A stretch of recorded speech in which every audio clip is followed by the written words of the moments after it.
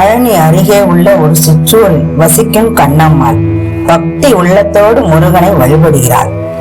அவளது ஒரே ஆசை தைப்பூச திருவிழாவில் கலந்து கொண்டு முருகன் பாத சேவையை செய்ய வேண்டும்.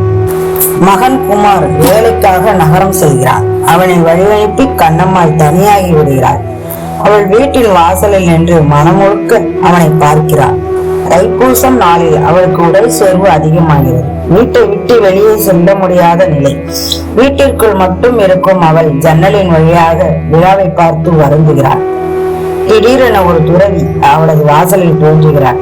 அவனிடம் ஒரு மயில் பேலி கீழே விழுகிறது. கண்ணம்மாள் துறவி கொண்டு கொடுத்த கண்டத்தை பருகுகிறாள்.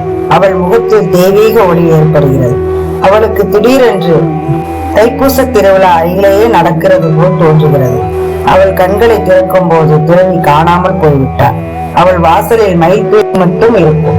அவளுக்கு புரிகிறது, வந்தது முருகனை. அவள் கண்ணீர் மல்க முருகா என்று பாசமிகு அழைக்கிறாள். கண்ணம்மாள் பக்தியுடன் தனது வீட்டின் வாசலில் கைவிடப்பட்டதல்ல, முருகன் அருளை பெற்றவளாக நின்றிருக்கிறாள். சூரிய ஒளி அவள் மீது விழுகிறது. அவளது முகத்தில் ஆனந்த புன்னகை. முருகன் எங்கு இருந்தாலும் பக்தர்களுக்கு அருள் பாலிக்கிறார். இந்த தைப்பூசம் உங்கள் உள்ளத்திலும் முருகன் பிரவேசிக்கட்டும்.